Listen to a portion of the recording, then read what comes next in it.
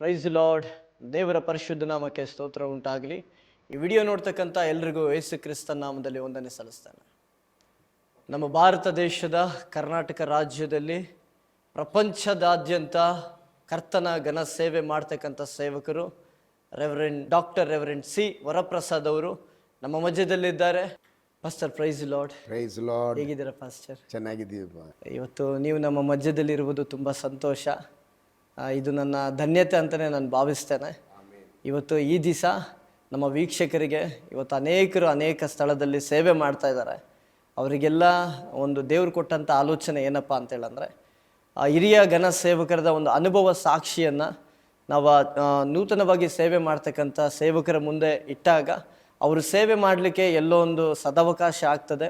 ನಿಮ್ಮ ಒಂದು ಅನುಭವ ಅವರಿಗೆ ಒಂದು ಸ್ಫೂರ್ತಿ ಆಗ್ತದೆ ಅಂಥೇಳಿ ದೇವರೊಂದು ಆಲೋಚನೆ ಕೊಟ್ಟದ್ರಿಂದ ಈ ಒಂದು ಕಾರ್ಯಕ್ರಮವನ್ನು ನಾವು ಹಮ್ಮಿಕೊಳ್ಳಲಿಕ್ಕೆ ದೇವರು ಸಹಾಯ ಮಾಡಿದರು.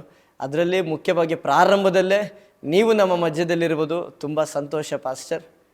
ಕರ್ತನಾದ ಯೇಸು ಕ್ರಿಸ್ತ ನಾಮದಲ್ಲಿ ನಾನು ಪ್ರತ್ಯೇಕವಾಗಿ ಈ ವೀಕ್ಷಿಸುವ ಎಲ್ಲರಿಗೂ ಮತ್ತು ದೇವರ ನಾಮಕ್ಕೆ ಮಹಿಮೆ ಉಂಟಾಗುವಂತೆ ಜೀಸಸ್ ಫಾಲೋವರ್ಸ್ ಅಪೋಸ್ಟಲಿಕ್ ಗಾಸ್ಪಲ್ ಮಿನಿಸ್ಟ್ರೀಸ್ ನಮ್ಮ ಇವ್ಯಾಂಜಲಿಸ್ಟ್ ಸ್ಟೀಫನ್ ಅವರಿಗೆ, ಅವ್ರ ವೃಂದದವರಿಗೆ ನಾನು ಪ್ರತ್ಯೇಕವಾಗಿ ಶುಭ ವಂದನೆಗಳನ್ನು ನಾನು ವ್ಯಕ್ತಪಡಿಸುತ್ತಾ ಇದ್ದೇನೆ.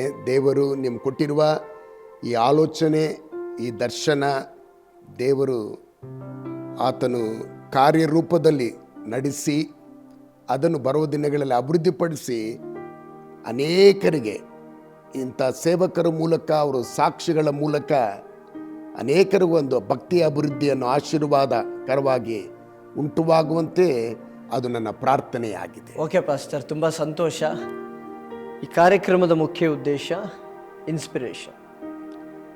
ಇನ್ಸ್ಪಿರೇಷನ್ ಇನ್ನೊಬ್ಬರಿಗೆ ಅವ್ರಿಗೆ ಆತ್ಮೀಯ ಪ್ರೇರಣೆ, ಆತ್ಮೀಯ ಮೌಲ್ಯಗಳಲ್ಲಿ ಮತ್ತು ಒಂದು ಉದ್ದೇಶ, ಗುರಿ, ಅಭಿವೃದ್ಧಿಯಲ್ಲಿ ಅವ್ರ ಜೀವನ ಒಂದು ಸಾಕ್ಷಿಯಾಗಿ, ಮಾದರಿಕರಿಯಾಗಿ ಇರಲಿಕ್ಕೆ ಒಂದು ಅವ್ರಿಗೆ ಈ ಕಾರ್ಯಕ್ರಮ ಮೂಲಕ ಪ್ರೇರಣೆ ಉಂಟಾಗಲಿಕ್ಕೆ ಅಲ್ಲ, ಇದು ಒಳ್ಳೆಯ ಆಲೋಚನೆ ನಿಮಗೆ ದೇವರು ಕೊಟ್ಟಿದ್ದಾರೆ. ಖಂಡಿತ ಈ ಒಂದು ಕಾರ್ಯಕ್ರಮ ಮೂಲಕ ಈ ನನ್ನ ಸಾಕ್ಷಿಯ ಮೂಲಕ ನಿಮ್ಮ ಆಲೋಚನೆಗಳು ಈ ಕಾರ್ಯಕ್ರಮ ಮೂಲಕ ಒಂದು ಆತ್ಮೀಯ ಪ್ರೇರಣೆ ಅವರಲ್ಲುಂಟು ಮಾಡಿ ಅವರು ಆರಿಸ್ಕೊಳ್ಳಬೇಕಾಗಿರುವ ಮಾರ್ಗ, ಮಾಡಬೇಕಾಗಿರುವ ತೀರ್ಮಾನ, ಆ ಮೌಲ್ಯಗಳಲ್ಲಿ ಅವರು ನಡಿಲಿಕ್ಕೆ ಈ ಕಾರ್ಯಕ್ರಮ ಮೂಲಕ ಅವ್ರಿಗೆ ಉತ್ತೇಜನ ಸಿಗಲಿ. Thank you pastor. ಮೊದಲನೇದಾಗಿ ನೀವು ಯಾವ ಸ್ಥಳದವರು ಅನ್ನೋದನ್ನು ಪರಿಚಯ ಮಾಡಿ. ನನ್ನ ಹೆಸರು ಸಿ ವರಪ್ರಸಾದ್ ಅಂತ. ನಮ್ಮ ತಂದೆ ಹೆಸರು ದೇವದಾಸ್, ನಮ್ಮ ಅಮ್ಮ ಹೆಸರು MLE ಅಮ್ಮ. ನಾವು ಬಣ್ಣ, ಇಬ್ಬರು ತಂಗಿಯರಿದ್ದಾರೆ. ಬಳ್ಳಾರಿಯಲ್ಲಿ ಹುಟ್ಟಿ ಬೆಳೆದು ಡಿಗ್ರಿ ಓದಿರೋದು ಎಲ್ಲ ಬಳ್ಳಾರಿಯಲ್ಲಿ ನಾನು ಓದಿದ್ದೀನಿ. ಆಮೇಲೆ ಈ ರೀತಿಯಲ್ಲಿ ನಾವು CSI ಚರ್ಚ್ ಹೋಗ್ತಾ ಇದ್ವಿ. ನಮ್ಮ ತಂದೆ ತಾಯಿಯರಾಗಲಿ, ತಾತ ಆಗಲಿ, ಅವರೆಲ್ಲ ಮುತ್ತಾತ ಆಗಲಿ ಒಂದು ಕ್ರಿಶ್ಚಿಯನ್ ಹಿನ್ನೆಲೆಯಿಂದಲೇ ಬಂದಿರೋರು ಅವರು. ಆದರೆ ನಮ್ಮಮ್ಮ ಅವರು ಒಂಥರ ವಿಶ್ವಾಸಿಗಳ ಸಭೆಯಿಂದ, ರಕ್ಷಣಾನುಭವದಿಂದ ಇದ್ದವರು. ಅವರು ನಮಗೆ ಯಾವಾಗಲೂ ಚಿಕ್ಕವರಿಂದ ಕುಟುಂಬ ಪ್ರಾರ್ಥನೆ ಮತ್ತು ಸಂಡೇ ಸ್ಕೂಲಿಗೆ ಕಳಿಸೋದು, ಸಭೆಗೆ ಖಂಡಿತ ಭಾನುವಾರ ಬಂದರೆ ಸಭೆಗೆ ಹೋಗಲೇಬೇಕು ಎಂಬುದು ಆದ ಅಭ್ಯಾಸ ನಮಗಿತ್ತು ನಮ್ಮ ಎಲ್ಲರಿಗೆ. ಆದರೆ ಒಂದು ನಾಮಕಾರ್ಥವಾಗಿ ಏನು ತಂದೆ ತಾಯಿಗಳು ಕಳಿಸ್ತಾ ಇದ್ದಾರೆ ಹೋಗಿ ಅಂತ. ಸಂಡೇ ಸ್ಕೂಲಲ್ಲಿ ಕೂಡ ನಾನು ಹೋಗುವಾಗ ನನ್ನಷ್ಟು ನಾಟಿ ಯಾರೂ ಇಲ್ಲ. ಅವರು ಆ ಟೈಮಲ್ಲಿ ಕಾಣಿಕೆ ₹1 ಕೊಟ್ಟರೆ 50 ರೂಪಾಯಿ, 1 ರೂಪಾಯಿ ಕೊಟ್ಟರೆ 50 ಪೈಸಾ ತಿಂದು 50 ಪೈಸಾ ಕಾಣಿಕೆ ಹಾಕ್ತೀನಿ. ಆ ರೀತಿಲಿ ನಾನು ಇದ್ದೆ. ಪ್ರೈಮರಿ ಎಲ್ಲ ಕೂಡ ಗೌರ್ಮೆಂಟ್ ಸ್ಕೂಲಲ್ಲಿ ಮಾಡಿದೆ. ಆಮೇಲೆ ಸೆಂಟ್ ಜಾನ್ಸ್, ನನ್ನ ಹೈಯರ್ ಪ್ರೈಮರಿ ಸೆಂಟ್ ಜಾನ್ಸ್ ಹೈಸ್ಕೂಲಲ್ಲಿ, ನನ್ನ ಡಿಗ್ರಿ ಎಲ್ಲ ವೀರೇಶ್ವ ಡಿಗ್ರಿ ಕಾಲೇಜಲ್ಲಿ ನಾನು ಓದಿದ್ದೀನಿ. ನಂದು IT ಆಗಿದೆ, ಆಮೇಲೆ PG ಇಂಗ್ಲೀಷ್ ಆಗಿದೆ. ಇದು ನಂದು ಎಜುಕೇಷನ್. ಓಕೆ. ನಾನು ಕಾಲೇಜ್ ಟೈಮ್ನಲ್ಲಿ ಓದಿರುವಾಗ ಕೂಡ ಎಲ್ಲ ಸ್ಪೋರ್ಟ್ಸಲ್ಲಿ, ಈ ಸ್ಪೋರ್ಟ್ಸ್ ಇಲ್ಲ ಅನ್ನಂಗಿಲ್ಲ, ನಾನು ಎಲ್ಲ ಸ್ಪೋರ್ಟ್ಸಲ್ಲಿ ಇದ್ದೆ. ಕ್ರಿಕೆಟ್ ಪ್ಲೇಯರ್ ಕೂಡ, ಫುಟ್ಬಾಲ್ ಪ್ಲೇಯರ್ ಕೂಡ, ಎಲ್ಲ ಸ್ಪೋರ್ಟ್ಸಲ್ಲಿ, ಅಥ್ಲೆಟಿಕ್ಸಲ್ಲಿ ನಾನಿದ್ದೆ. ಬಟ್ ನಾನು ಮೀಟಿಂಗ್ಸ್ಗೆ ನಮ್ಮ ಫ್ರೆಂಡ್ಸ್ ಜೊತೆಯಲ್ಲಿ ಅಟೆಂಡ್ ಆಗ್ತಾ ಇದ್ದೆ. ಅಂದರೆ ನೀವು ಕಾಲೇಜ್ ಹೋಗ್ಬೇಕಾದ್ರೆ ಮೀಟಿಂಗ್ಸ್ ಎಲ್ಲ ಮೀಟಿಂಗ್ ಕಾಲೇಜ್ಗೆ ಹೋಗುವಾಗ ಓಕೆ.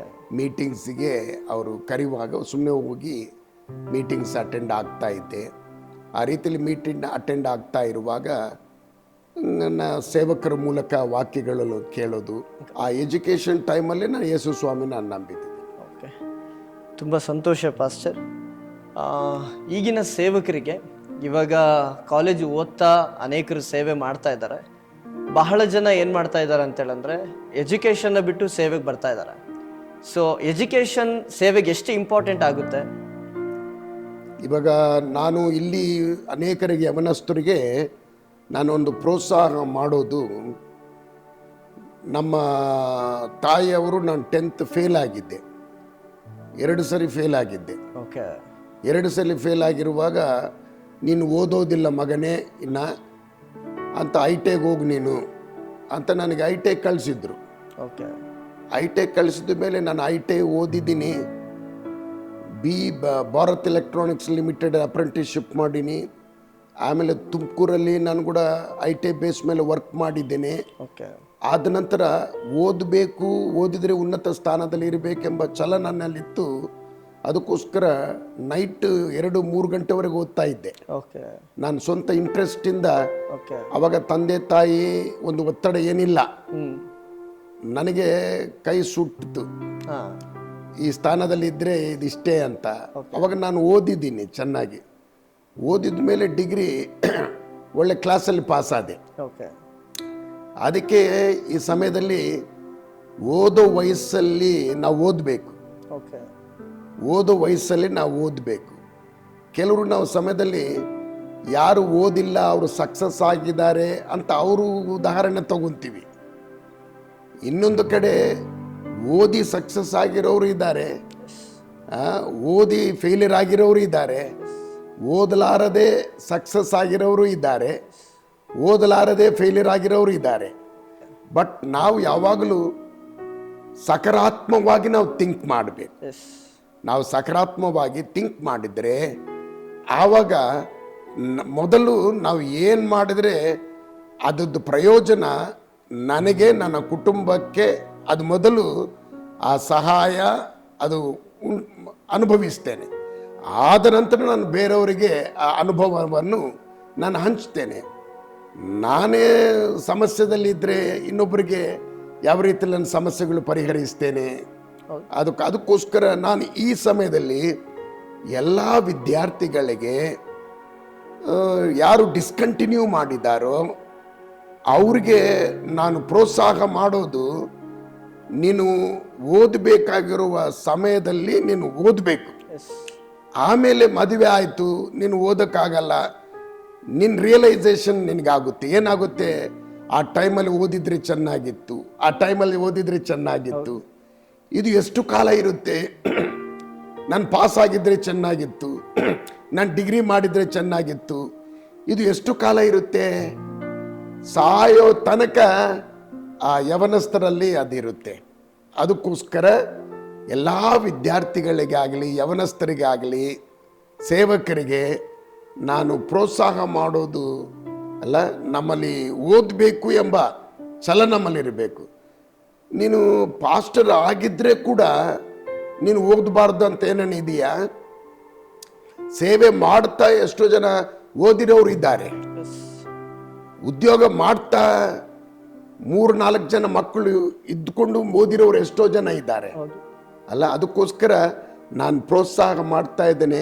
ಈ ದಿನಗಳಲ್ಲಿರುವ ಎಲ್ಲ ಯವನಸ್ಥರಿಗೆ ನೀವು ಓದ್ರಿ, ಸೇವೆ ಕೂಡ ನೀವು ಮಾಡ್ರಿ, ಆವಾಗ ನೀವು ಇನ್ನೊಬ್ಬರಿಗೆ ಮಾದರಿಕರವಾಗಿ ನೀವು ಇರ್ತೀರಿ ಎಂಬುದೇ ನನ್ನ ಪ್ರೋತ್ಸಾಹ. ಡೋಂಟ್ ಗಿವ್ ಅಪ್, ನಿರಾಶೆ ಪಡಬೇಡ.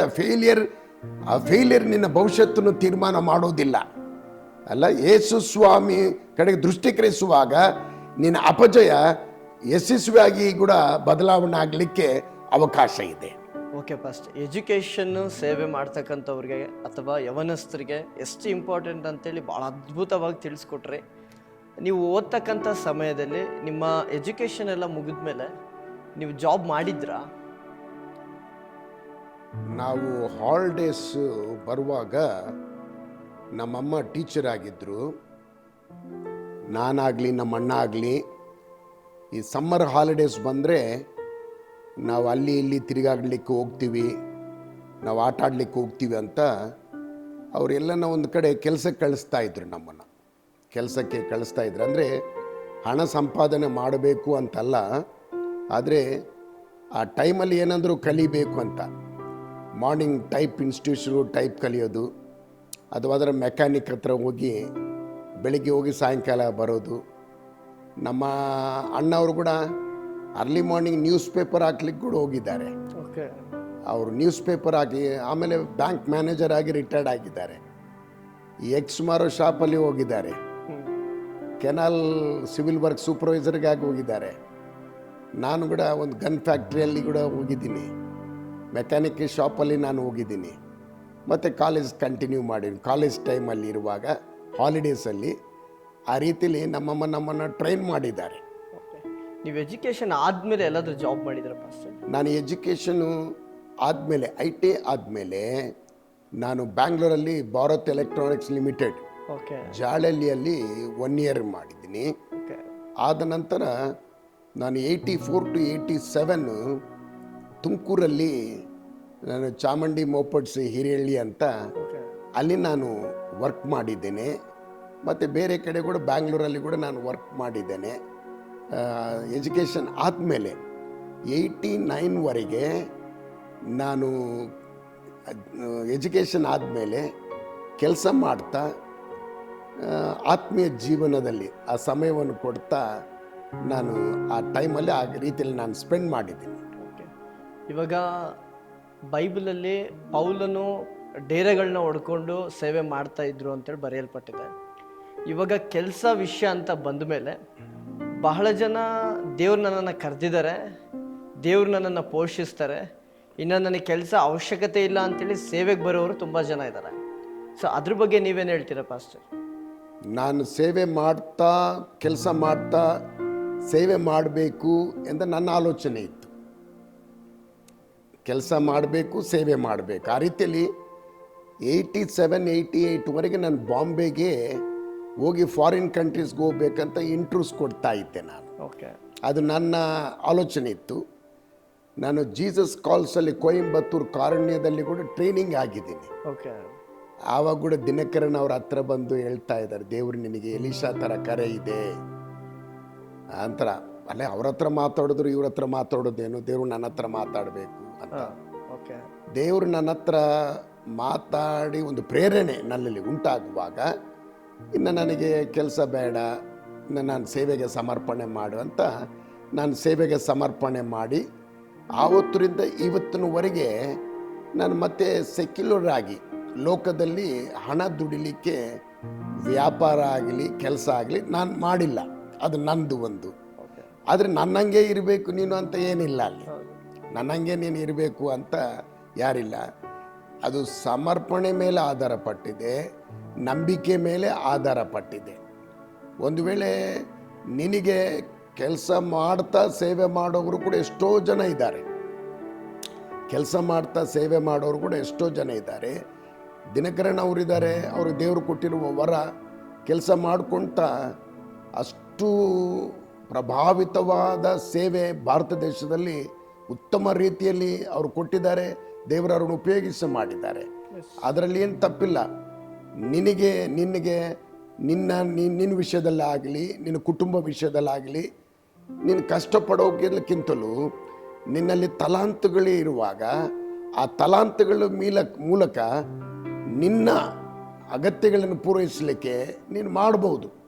ಬಟ್ ಸೇವೆಯನ್ನು ಮರಿಬಾರ್ದು, ಸೇವೆಯನ್ನು ನಿರ್ಲಕ್ಷ್ಯ ಮಾಡಬಾರ್ದು. ಸೇವೆಯನ್ನು ಮರೆಯೋದು, ನಿರ್ಲಕ್ಷ್ಯ ಮಾಡೋದು, ಲೋಕದಲ್ಲೇ ಇರೋದು, ಹಣ ಸಿಕ್ಕಿದ ಮೇಲೆ ಅದರ ಪ್ರಭಾವ ಜಾಸ್ತಿಯಾಗಿ ಸೇವೆಯನ್ನು ನಿರ್ಲಕ್ಷ್ಯ ಮಾಡಬಾರ್ದು. ಬ್ಯಾಲೆನ್ಸಲ್ಲಿ ಇರಬೇಕು. ಎಷ್ಟೋ ಜನ ಲೆಕ್ಚರರ್ಸ್ ಇದ್ದಾರೆ, ಬ್ಯಾಂಕ್ ಎಂಪ್ಲಾಯೀಸ್ ಇದ್ದಾರೆ, ಅವರು ತಲಾಂತುಗಳನ್ನು ವ್ಯಾಪಾರಸ್ಥರು ಇದ್ದಾರೆ, ಅವರ ತಲಾಂತಗಳನ್ನು ಬ್ಯಾಲೆನ್ಸ್ ಮಾಡಲಿಕ್ಕೆ ಪೌಲನು ಒಂದು ಸ್ಥಳದಲ್ಲಿ ಮಾಡಿದ. ಕೆಲಸ ಮಾಡೋದು, ಸೇವೆ ಮಾಡೋದು ತಪ್ಪೇನಿಲ್ಲ. ಓಕೆ. ಕೆಲಸ ಮಾಡೋದು ಜನರು ಮಾತಾಡ್ತಾರೆ, ಆದರೆ ನಿನ್ನ ಅಗತ್ಯ ಮಾರುವಾಗ ದೇವರ ಕಡೆ ನೋಡಬೇಕು. ಟೀಕಿಸುವವರು ಏನು ಬಂದು ಸಹಾಯ ಮಾಡಲ್ಲ, ಟೀಕಿಸುವವರು ಬಂದು ಸಹಾಯ ಮಾಡಲ್ಲ. ನೀನು ದೇವ್ರ ಮೇಲೆ ಆತ್ಕೊಳ್ಬೇಕು. ನಿನಗೆ ಯಾವಾಗಲೇ ಸೇವೆ ಕೆಲಸ ಮಾಡ್ತಾ ಇರ್ತಿ, ನೀನು ಯಾವಾಗ ದೇವರ ಸೇವೆಯಲ್ಲಿ ನೀನು ಬ್ಯುಸಿ ಆಗ್ತೀಯ, ಸಮಯ ಇಲ್ಲ ನಿನಗಿನ್ನ ಕೆಲಸ ಇದು ಮಾಡಲಿಕ್ಕೆ ಸಮಯ ಇಲ್ಲ, ಎಲ್ಲ ಕಡೆ ನಿನಗೆ ಸೇವೆ ಜಾಸ್ತಿ ಆಗಿದೆ. ಆವಾಗ ನೀನು ಆಲೋಚನೆ ಮಾಡಿ ಪ್ರೇಯರ್ ಮಾಡಿ ಆವಾಗ ನೀನು ಮಾಡುವ ಕೆಲಸ ಕಮ್ಮಿ ಆಗುತ್ತೆ, ಸೇವದ ಪ್ರಭಾವ ಜಾಸ್ತಿ ಆಗ್ತಾ ಇರುತ್ತೆ. ಆ ರೀತಿಯಲ್ಲಿ ಕೆಲವು ಕಡೆ 10ರಲ್ಲಿ ಒಬ್ಬರು 10ರಲ್ಲಿ ಇಬ್ಬರು ಕೆಲಸ ಮಾಡ್ಕೊಳ್ತಾ ಸೇವೆ ಮಾಡೋರು ಜಾಸ್ತಿ ಜನ ಇದ್ದಾರೆ. ಅದರಲ್ಲೇನೇ ತಪ್ಪೇನಿಲ್ಲ, ಅದರಲ್ಲಿ ಮಾಡ್ತಾ ಇರ್ಬೋದು. ಇವಾಗ ಫಾರಿನ್ ಕಂಟ್ರೀಸಲ್ಲಿ ತುಂಬ ಜನ ಅವರೇ ಇದ್ದಾರೆ, ಕೆಲಸ ಮಾಡ್ಕೊಳ್ತಾ ಸೇವೆ ಮಾಡೋರೇ ಅವರಿದ್ದಾರೆ. ನಿನ್ನಲ್ಲಿ ಆ ಸಮರ್ಪಣೆ ಅಳತೆ, ಭಾರ ಅಳತೆ, ಅಭಿಷೇಕದ ಅಳತೆ, ನೀನು ಉಪಯೋಗಿಸುವ ವಿಧಾನ ಸಮಯ ಇಲ್ಲದೆ ಇಡುವಾಗ ಆಟೋಮೆಟಿಕ್ಕಾಗಿ ಅದು ನೀನೇ ಬಿಟ್ಟು ನಿನ್ನ ಸೇವೆಯಲ್ಲಿ ಸಂಪೂರ್ಣವಾಗಿ ನೀನು ಉಪಯೋಗಿಸಲ್ಪಡ್ತಿ. ಓಕೆ ಪಾಸ್ಟರ್, ನಾನು ತುಂಬ ಕಡೆ ಈ ಒಂದು ಪ್ರಶ್ನೆಗಳನ್ನು ಕೇಳಲ್ಪಟ್ಟೆ. ಇವಾಗ ಸೇವೆಗೆ ಬಂದಮೇಲೆ ದೇವರೆಲ್ಲ ಪೋಷಿಸ್ತಾನೆ, ದೇವರೆಲ್ಲ ನೋಡ್ಕೊಳ್ತಾನೆ ಅನ್ನೋ ಮಾತನ್ನು ತುಂಬ ಜನ ಹೇಳ್ಕೊಂಡು ತುಂಬ ಕಷ್ಟಗಳನ್ನು ಅನುಭವಿಸ್ತಾ ಇದ್ದಾರೆ. ಈಗ ನನ್ನ ಜೀವಿತದಲ್ಲೇ ನಾನು ಗಮನಿಸೋದಾದರೆ, ನಾನು ಸೇವೆಗಂತ ಬಂದೆ, ತುಂಬ ಪ್ರಾಬ್ಲಮ್ಸ್ನ ಫೇಸ್ ಮಾಡಿದೆ. ಅದನ್ನು ಯಾವ ರೀತಿ ಬ್ಯಾಲೆನ್ಸ್ ಮಾಡೋದು ಅಂದರೆ, ಒಂದು ಕಡೆ ಮನೆ, ಒಂದು ಕಡೆ ಕೆಲಸ, ಒಂದು ಕಡೆ ಸೇವೆ, ಅದನ್ನು ಸೇವೆ ಮಾಡೋರು ಯಾವ ರೀತಿ ಬ್ಯಾಲೆನ್ಸ್ ಮಾಡ್ಬೋದು? ಕೆಲವು ಸಮಯದಲ್ಲಿ ಸೇವಕರಲ್ಲಿ ನಿಜ ಸೇವೆಯಲ್ಲಿ ಬಂದು ನಮ್ಮ ರಾಯಚೂರು ಜಿಲ್ಲೆಯಲ್ಲಿ ಅನೇಕ ಪಾಸ್ಟರ್ಸು ಸೇವೆಯಲ್ಲಿ ಬಂದು ಸೇವೆಯನ್ನು ಬಿಟ್ಟು ಮತ್ತೆ ಅವ್ರ ವೃತ್ತಿಯಲ್ಲಿ ಏನಿದ್ದಾರೆ ಆ ವೃತ್ತಿಗೆ ಹಿಂತಿರುಗಿ ಹೋಗ್ಬಿಟ್ಟಿದ್ದಾರೆ. ಎರಡನೇದು ಬಂದು ಅವರು ಹಣದ ಸಮಸ್ಯೆ ಬರುವಾಗ ಬಡ್ಡಿಗೆ ಹಣ ಇಸ್ಕೊಂಡು ಅವ್ರ ಸಂಸಾರವನ್ನು ನಡೆಸುವವರು ಕೂಡ ಇದ್ದಾರೆ. ಅವರು ಆರ್ಥಿಕ ಸಮಸ್ಯೆದಲ್ಲಿ ಬರುವಾಗ ಆರ್ಥಿಕ ಸಮಸ್ಯೆಗಳು ಪರಿಹರಿಸುವವರು ರಿಲೇಟಿವ್ಸ್ ಆಗಲಿ ಅವ್ರ ಪರಿಚಯ ಇರೋರು ಆಗಲಿ ಆ ಟೈಮಲ್ಲಿ ಯಾರು ಸಹಾಯ ಮಾಡಲಿಲ್ಲ ಅವ್ರಿಗೆ. ಅಂಥ ಟೈಮಲ್ಲಿ ಅರೆ ನಾನು ಏನಾದರೂ ಮಾಡಿದ್ರೆ ಒಳ್ಳೆಯದು, ದೇವರು ಒದಗಿಸ್ಕೊಡ್ತಾನೆ, ಆದರೆ ನೀನು ಸೋಂಬೇರಿತನಲ್ಲದಿದ್ದರೆ, ನೀನು ಕೆಲಸ ಮಾಡೋ ವಯಸ್ಸಿನಲ್ಲಿ, ಬಲ ಇರುವಾಗ ವಯಸ್ಸಿನಲ್ಲಿ, ಅನುಕೂಲ ಇರೋ ವಯಸ್ಸಿನಲ್ಲಿ ನೀನು ಏನು ಮಾಡಬೇಕಾಗಿದೆಯೋ ನೀನು ಮಾಡಬೇಕು. ಈ ಕಡೆ ಆತ್ಮಗಳಿಲ್ಲ, ಈ ಕಡೆ ದುಡಿಯೋದಿಲ್ಲ. ನೀನು 24 ಅವರ್ಸಲ್ಲಿ ಯಾವ ರೀತಿಯಲ್ಲಿ ನೀನು ಇನ್ವೆಸ್ಟ್ ಮಾಡ್ತಾ ಇದ್ದೀ ಅಲ್ಲ? ದೇವ್ರು ನೀನು ಕೊಟ್ಟಿರುವ ಒಂದು ತಲಾಂತನ್ನು, ಕಳೆಯನ್ನು ನೀನು ಉಪಯೋಗಿಸಬೇಕು. ನಿನ್ನ ಉದ್ಧಾರಕ್ಕಾಗಿ ನೀನು ಉಪಯೋಗಿಸಬೇಕು. ನೀನೇ ಉದ್ಧಾರ ಆಗಿಲ್ಲ ಅಂದ್ರೆ ಇನ್ನೊಬ್ಬರು ನೀನು ಉದ್ಧಾರ ಪಡಿಸ್ತೀಯ. ಸೇವಕರು ಅನೇಕರು ಈ ಥರದಲ್ಲಿ ಇದ್ದಾರೆ. ಸಾಲ ಮಾಡಿರೋರು, ಯಾಕೆ ಅವ್ರಿಗೆ ಹಣ ಇಲ್ಲ ಅಂದರೆ ಸಾಲ ಮಾಡ್ತಾರೆ. ಮನೆಗೆ ಬಂದು ಕೇಳಿರೋರು ಕೂಡ ಇದ್ದಾರೆ. ಅವ್ರಿಗೆ ಸಾಲ ಕೊಟ್ಟಿಲ್ಲ ಅಂದರೆ ಅವ್ರು ಬೈದು ಹೋಗ್ತಾರೆ. ಆ ಥರ ಕೂಡ ಇದೆ. ಯಾಕೆ ಇನ್ನೊಬ್ರಿಗೆ ನಿನ್ನ ತಲಾಂತನ್ನು ನಿನ್ನ ಹೆಂಡತಿಗಾಗಿ, ನಿನ್ನ ತಾಯಿ ತಂದೆಗಳಿಗಾಗಿ, ನಿನ್ನ ಮನೆಗಾಗಿ ಇನ್ನೊಬ್ಬರ ಮೇಲೆ ನೀನು ಆಧಾರ ಪಡೆದೆ ದೇವರು ನೀನು ಕೊಟ್ಟಿರುವ ತಲಾಂತಗಳನ್ನು, ಬಲವನ್ನು, ಆಯುಷನ್ನು, ಸಮಯವನ್ನು, ಸಂದರ್ಭವನ್ನು ನಿನ್ನ ಅಭಿವೃದ್ಧಿಗಾಗಿ ನೀನು ಉಪಯೋಗಿಸು. ಆ ರೀತಿ ಅದು ತುಂಬ ನಿನಗೆ ಆಶೀರ್ವಾದ. ಓಕೆ, ಹಾಗಾದರೆ ಇವಾಗ ಕೆಲಸ ಮಾಡಿಕೊಂಡು ಸೇವೆ ಮಾಡೋದೇನು ತಪ್ಪಲ್ಲ? ಕೆಲಸ ಮಾಡುತ್ತಾ ಸೇವೆ ಮಾಡುವುದು ತಪ್ಪಲ್ಲ. ಓಕೆ. ಇವಾಗ ಬೈಬಲ್ ಕಾಲೇಜ್ ಲೆಕ್ಚರರ್ಸ್ ಇದ್ದಾರೆ. ಓಕೆ. ಅವರು ಫುಲ್ ಟೈಮ್ ಅಂತಾನೆ ಬಂದಿರ್ತಾರೆ. ಬಟ್ ಅವರಿಗೆ ಮಂತ್ಲಿ ಸ್ಯಾಲ್ರಿ ಇದೆ, PF ಇದೆ, ಕ್ವಾರ್ಟರ್ಸ್ ಇದೆ. ಬಟ್ ಎಲ್ಲ ಕಡೆ ಸೇವೆ ಮಾಡ್ತಾ ಇರ್ತಾರೆ. ಅವ್ರವ್ರ ಕರೆ ಮೇಲೆ, ಅವ್ರ ಸಮರ್ಪಣೆ ಮೇಲೆ, ಅವ್ರ ನಂಬಿಕೆ ಮೇಲೆ ಆಧಾರಪಟ್ಟು ಸಮಯ ಸಂದರ್ಭದ ಮೇಲೆ ಒಂದು ಬದಲಾವಣೆ, ಪರಿವರ್ತನೆ ಅವ್ರ ಜೀವನದಲ್ಲಿ ಬರುತ್ತೆ. ಅದೇ ಪ್ರಾರಂಭದಲ್ಲೇ ಅಷ್ಟು ವಿಶ್ವಾಸ ಅವ್ರಿಗೆ ಇರಲ್ಲ. ಅಷ್ಟು ವಿಶ್ವಾಸ ಅವರಿಗೆ ಆ ಕಷ್ಟ ಸಹಿಸಲಾರದೆ ಹಿಂದೆ ಹೋಗ್ಬಿಡ್ತಾರೆ. ಯಾಕಂದ್ರೆ ಅವರು ಸ್ವಲ್ಪ ಪ್ರಾರಂಭದಲ್ಲಿ ಅವ್ರನ್ನ ಪ್ರೋತ್ಸಾಹಿಸ್ತೀವಿ. ಸಮಯ ಸಂದರ್ಭ ಅನುಭವ ಅವ್ರಿಗೆ ಬೇರೆ ಹಂತದಲ್ಲಿ ಅವ್ರು ನಡೆಸ್ತತೆ. ಆಮೇಲೆ ಓಕೆ ಪಾಸ್ಟರ್, ತುಂಬ ಅಮೂಲ್ಯವಾದಂಥ ವಿಷಯಗಳನ್ನು ತಿಳಿಸ್ತಾ ಇದ್ದೀರಾ. ಇನ್ನು ನಿಮ್ಮ ಹತ್ರ ಮಾತಾಡ್ತಾ ಇದ್ರೆ ಇನ್ನೂ ಅನೇಕ ವಿಷಯಗಳು ನಾವು ತಿಳ್ಕೊಳ್ಬೋದು ಅಂತ ಒಂದು ಉತ್ಸಾಹ ನನ್ನಲ್ಲಿ ಮೂಡಿ ಬರ್ತಾ ಇದೆ. ಎರಡನೇದಾಗಿ ನಿಮ್ಮ ವಿದ್ಯಾಭ್ಯಾಸವನ್ನು ಹೇಳಿದ್ರಿ, ಎಲ್ಲಿ ಓದಿದ್ರಿ ಅಂತೇಳಿ. ಅಂದರೆ ನಿಮ್ಮ ಎಜುಕೇಷನ್ ಎಲ್ಲ ಕಂಪ್ಲೀಟ್ ಬಳ್ಳಾರಿಯಲ್ಲೇ ಆಗಿದ್ದ? ನಮ್ಮ ಎಜುಕೇಷನ್ ಎಲ್ಲ ಬಳ್ಳಾರಿನೇ ಓದಿ. ಓಕೆ, ಅಂದರೆ ನೀವು ಹುಟ್ಟಿ ಬೆಳೆದಿದ್ದೆಲ್ಲ ಬಳ್ಳಾರಿ. ಓಕೆ, ನಿಮ್ಮ ರಕ್ಷಣೆ ಅನುಭವ ಯಾವ ರೀತಿ ಇತ್ತು? ಯೇಸು ಕ್ರಿಸ್ತನಲ್ಲಿ ಸಂಪೂರ್ಣವಾಗಿ ನೀವು ಬಂದಿದ್ದೆ ಯಾವ ಥರ? ನಾನು ಈ ಥರ ಎಲ್ಲೆಲ್ಲಿ ಮೀಟಿಂಗ್ಸ್ ಇರ್ತಾರೆ, ಒಂದು ಕ್ರಿಶ್ಚಿಯನ್ ಫ್ಯಾಮಿಲಿಯಲ್ಲಿ ನಾವು ಹುಟ್ಟಿ ಬೆಳೆದಿರೋದು. ಎಲ್ಲ ನಮ್ಮ ಮೀಟಿಂಗ್ಸ್ ಇಟ್ಟರೆ ಎಲ್ಲ ಯವನಸ್ಥರು ಹೋಗಿ ಅಟೆಂಡ್ ಆಗುವ ಅಭ್ಯಾಸ ನಮಗಿತ್ತು. ನಾನು ಕ್ರಿಕೆಟ್ ಪ್ಲೇಯರು, ನನ್ನ ಫ್ರೆಂಡೇ ಒಬ್ಬರು ಓಕೆ, ರವಿ ಕ್ರಿಸ್ಟಿಯನ್ ಅಂತಿದ್ದರು, ಓಕೆ, ಬಳ್ಳಾರಿ ಯೂತ್ ಪ್ರೇಯರ್ ಫೆಲೋಶಿಪ್ಪು. ಅವರು ನಾವಿಬ್ಬರು ಕ್ರಿಕೆಟ್ ಪ್ಲೇಯರ್ಸ್. ಆ ಕ್ರಿಕೆಟ್ ಆಡುವಾಗ ಮತ್ತು ನಾವಿಬ್ಬರೇ ಮೂವ್ ಆಗ್ತಾ ಇರುವಾಗ ಅದು OM ಆಪರೇಷನ್ ಆಫ್ ಮೊಬಿಲೈಸೇಷನ್ ಮೂಲಕ ಅವರು ರಕ್ಷಣೆ ಹೊಂದಿದ್ದಾರೆ. ಆಮೇಲೆ ಅವರು ನನಗೆ ಶೇರ್ ಮಾಡಿದ್ದಾರೆ, ನಾವು ಈ ಥರ ಪ್ರೇಯರ್ಗೆ ಹೋಗೋಣ, ಅಲ್ಲಿ ಪ್ರೇಯರ್ ಆಗ್ತಾ ಇದೆ, ನಾವು ಹೋಗೋಣ ಈ ಥರ ಅಂತ. ಆ ಪ್ರೇಯರ್ಗೆ ಹೋಗಲಿಕ್ಕೆ ನಾವು ಸ್ಟಾರ್ಟ್ ಮಾಡಿದೆ. ಆ ರೀತಿಯಲ್ಲಿ ನಾನು ಯೇಸು ಸ್ವಾಮಿನ ಸ್ವಂತ ರಕ್ಷಣೆಗಾಗಿ ನಾನು ಸ್ವೀಕಾರ ಮಾಡಿದ್ದೀನಿ. ನಾನು ಸ್ವೀಕಾರ ಮಾಡಿ ಏನು ಚಿಕ್ಕವರಿಂದ ಈ ಕುಡಿಯೋದು, ಬೀಡಿ ಸಿಗರೇಟ್ ಸೇದೋದು, ಗುಟ್ಕಾ ಹಾಕೋದು, ಈ ಥರ ಏನು ಆ ಥರ ಕೆಟ್ಟ ಅಭ್ಯಾಸ ನನ್ನೇಲೇನೆ ಇದ್ದಿಲ್ಲ. ಓಕೆ, ಏನಂದರೆ ಆ ಸ್ಪೋರ್ಟ್ಸು ಅದೊಂದೇ ನನ್ನಲ್ಲಿತ್ತು. ಬಟ್ ನನ್ನ ಜೀವನದಲ್ಲಿ ಅವ್ರು ಹೇಳುವಾಗ ರೈಟ್, ಇದು ಒಳ್ಳೆಯದೇ ಅಂತ ಏನು ಪೋಸ್ಟ್ಪೋನ್ ಮಾಡೋದು, ತೃಣೀಕರ ಮಾಡೋದು ಆ ಥರ ಏನಿದ್ದಿಲ್ಲ. ಬಟ್ ದೊಡ್ಡ ದೊಡ್ಡ ಸೇವಕರು ಪ್ರಸಂಗ ಮಾಡುವಾಗ ಅವ್ರ ಥರ ನಾನು ಇರಬೇಕು. ಓಕೆ, DJ ದಿನಕರನ್ ಮೆಸೇಜಸ್ ಭಯಂಕರ ಕೇಳ್ತಾ ಇದ್ದೆ ನಾನು. DJ ದಿನಕರನ್ ಅವ್ರ ಮೀಟಿಂಗ್ ಮೆಸೇಜಸ್ಸು ಸುಮಾರು ರೇಡಿಯೋದಲ್ಲಿ ನಾನು ಕೇಳ್ತಾ ಇದ್ದೆ. ಓಕೆ, ಅದ್ರದ್ದು ಪ್ರಭಾವ RRK ಮೂರ್ತಿದಾಗಲಿ, G ಜಾನ್ದಾಗಲಿ ಅವ್ರದ್ದು ಕೇಳ್ತಾ ಇದ್ದೆ. ಅದ್ರ ಕೇಳಿ ನಾನು ಕೂಡ ಯೇಸು ಸ್ವಾಮಿ ನಂಬಿ ಅವ್ರ ಥರ ಪ್ರಸಂಗಿಕರಾಗಬೇಕು ಓಕೆ ಅಂತ ಆಯ್ತು. ಅಂದರೆ ನಿಮ್ಮ ರಕ್ಷಣೆ ಪ್ರಾರಂಭದಲ್ಲೇ ನಿಮಗೆ ಸೇವೆ ಮಾಡಬೇಕನ್ನೋ ಆಲೋಚನೆ ಇತ್ತು. ಓಕೆ, ಎಷ್ಟನೇ ಇಸ್ವಿಯಲ್ಲಿ ನೀವು ಸಂಪೂರ್ಣ ರಕ್ಷಣೆಗೆ ಬಂದ್ರಿ? ನಾನು 1981 ಫೆಬ್ರವರಿ ಓಕೆ, ನಾನು ಯೇಸು ಸ್ವಾಮಿನ ಸ್ವಂತ ರಕ್ಷಕನಾಗಿ ನಾನು ಸ್ವೀಕಾರ ಮಾಡಿದ್ದೇನೆ.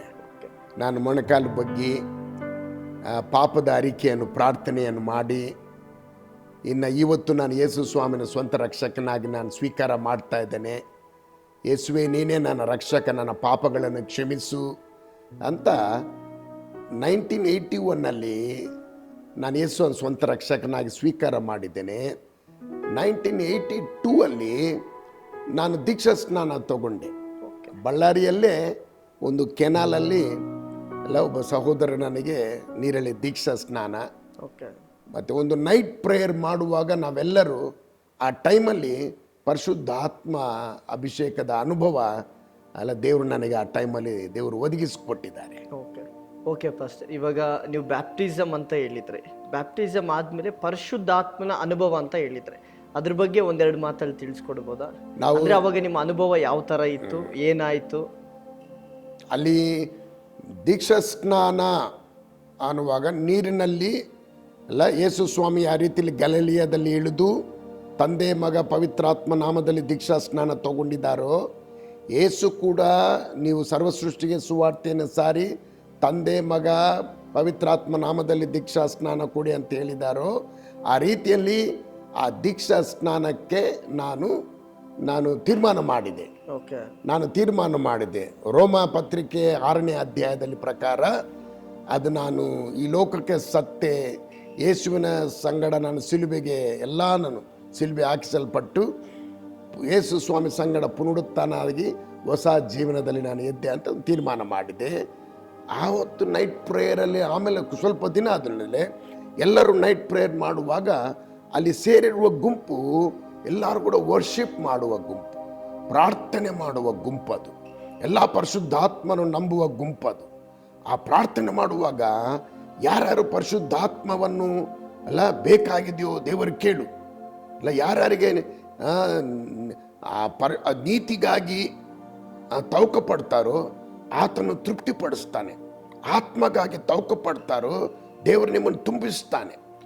ನಾವು ಯಾವ ರೀತಿಯಲ್ಲಿ ಅಪೋಸ್ತಲರು ಪರಿಶುದ್ಧಾತ್ಮದಿಂದ ತುಂಬಿಸಲ್ಪಟ್ಟ ಮೇಲೆ ದೇವರ ಆತ್ಮನ ಅವ್ರ ಮೇಲೆ ಬಂದ ಮೇಲೆ ಅವ್ರ ಶಕ್ತಿಯನ್ನು ಹೊಂದಿ ಆಮೇಲೆ ಸುವಾರ್ತೆಯನ್ನು ಸಾರಿದ್ದಾರೆ. ಅದು ನನಗೆ ಅವ್ರು ಹೇಳುವಾಗ ನನಗೆ ಆವಾಗ ನನಗೆ ಅಪೋಸ್ತಲರ ಸರ ನನಗೆ ಸೇವೆ ಮಾಡಬೇಕೆಂದು ಪರಿಶುದ್ಧಾತ್ಮ ನನಗೆ ಬೇಕು ಅನ್ನುವಾಗ ಎಲ್ಲರಲ್ಲಿದ್ದವರು ಕೈ ಚಾಚಿ ಪ್ರಾರ್ಥನೆ ಮಾಡಿ ಪ್ರಯತ್ನ ಮಾಡುವಾಗ ನಾನು ಆತ್ಮದಿಂದ ತುಂಬಿಸಿ ನನಗೆ ಗೊತ್ತಾಗಿಲ್ಲ, ನಾನು ಆತ್ಮನ ಮೂಲಕ ಭಾಷೆಗಳನ್ನು ನಾನು ಮಾತಾಡ್ತಾ ಇದ್ದೆ.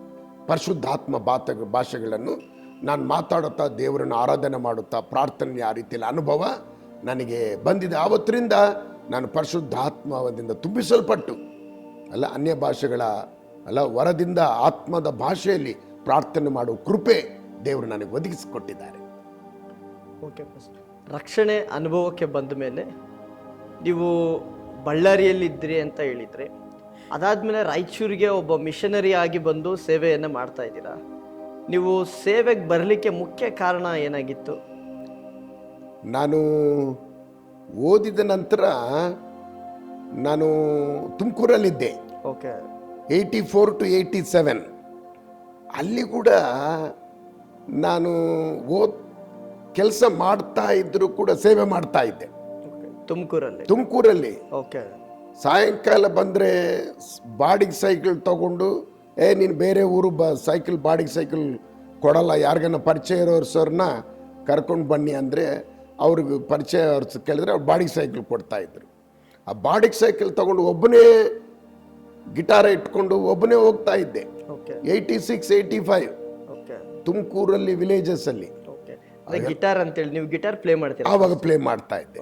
84 ಟು ಒಂದ್ ಕಡೆ ಸ್ಪೋರ್ಟ್ಸ್ ಮ್ಯಾನ್, ಒಂದ್ ಕಡೆ ಮ್ಯೂಸಿಷಿಯನ್ ಪ್ಲೇ ಮಾಡ್ತಾ ಇದ್ದೆ. ಪ್ರೀಚರ್ ಆದ್ಮೇಲೆ ಅದು ನಿಂತೋಯ್ತು.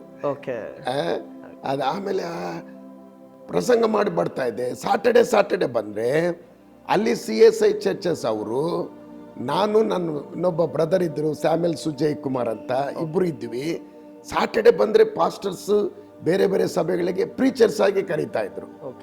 ಆವಾಗ ನಾನು ಓದಿದ್ದು ಇಂಗ್ಲೀಷ್ ಮೀಡಿಯಮೇ, ಕನ್ನಡ ಅಷ್ಟು ಬರ್ತಾ ಇದ್ದಿಲ್ಲ. ಬಟ್ ಆದರೂ ನಾನು ಇಂಗ್ಲೀಷ್ನಲ್ಲಿ ಪ್ರೀಚ್ ಮಾಡಿದ್ರೆ ಅವ್ರು ಕನ್ನಡದಲ್ಲಿ ಟ್ರಾನ್ಸ್ಲೇಟ್ ಮಾಡ್ತಾ ಇದ್ರು. ಸಾಟರ್ಡೆ ಬಂದು ಫಿಕ್ಸ್ ಮಾಡಿ ಸಂಡೇ ಬಂದರೆ ಸಾಕು ನಾವು ಪ್ರೀಚ್ ಮಾಡ್ತಾ ಇದ್ರು ಆ ಟೈಮಲ್ಲಿ. ಮತ್ತೆ ಮಂಡೆಯಿಂದ ಕೆಲಸಕ್ಕೆ ಹೋಗೋದು, ಮನೆಯಲ್ಲಿ ಬೈಬಲ್ ಓದೋದು, ಆ ರೀತಿಯಲ್ಲಿ ಆವಾಗಿಂದಲೇ ಪಾರ್ಟ್ ಟೈಮ್ ಸೇವೆ ಅಂತರ ಬರ್ತಾ ಇತ್ತು. 89 ಸಂಪೂರ್ಣ ಸೇವೆಗೆ ಸಂಪರ್ಕ. ಸಂಪೂರ್ಣ ಸೇವೆಗೆ ಅಂದರೆ ನೀವು ಇವಾಗ ರಾಯಚೂರಲ್ಲಿ ಸೇವೆ ಮಾಡ್ತಾ ಇದ್ದೀರಾ, ಅಂದರೆ ರಾಯಚೂರಿಗೆ ಹೋಗ್ಬೇಕು ಅಂತೇಳಿ ನಿಮ್ಗೆ ಯಾವ ರೀತಿ ಅನ್ನಿಸ್ತು? ಅಥವಾ ದೇವರೇ ನಿಮಗೆ ವಾಕ್ಯದ ಮೂಲಕ ಮಾತಾಡಿದ್ವಾ ಅಥವಾ ಪ್ರವಾದಿಗಳ ಮೂಲಕ ದೇವರು ಮಾತಾಡಿದ್ರಾ? ನಾನು ಬೈಬಲ್ ಕಾಲೇಜಲ್ಲಿ master of divinity southern Asia Bible college ಬ್ಯಾಂಗ್ಳೂರಲ್ಲಿ ಓದ್ತಾ ಇದ್ದೆ.